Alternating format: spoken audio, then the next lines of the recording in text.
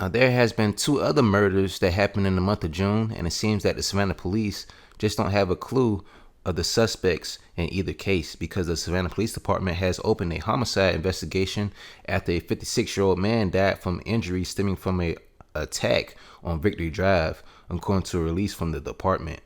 Now, on June the 15th, 2021, officers found Regner Arce with injuries on the 1900 block of East Victory Drive at around 7:45 a.m.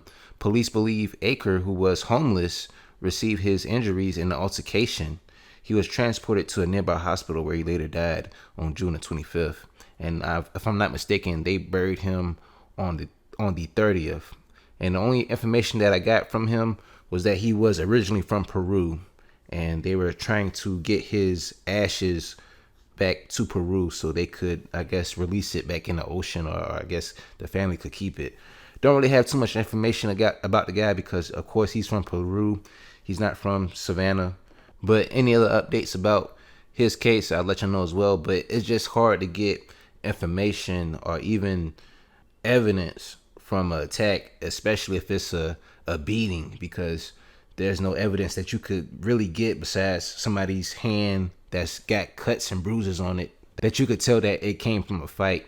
And of course, this happened in the middle of June. So, I mean, this guy had time to heal his hands if this was a hand attack.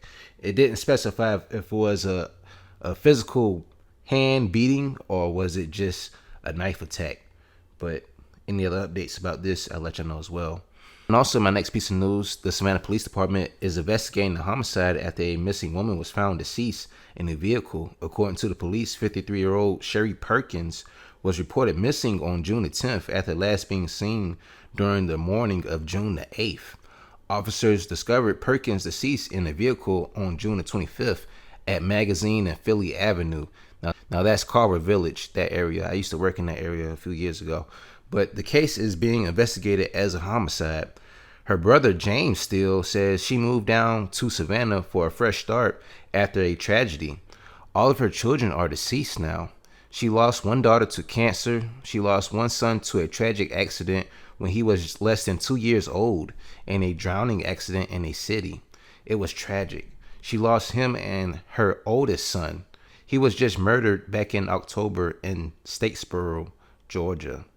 So yeah, man, I mean, that's a really sad story.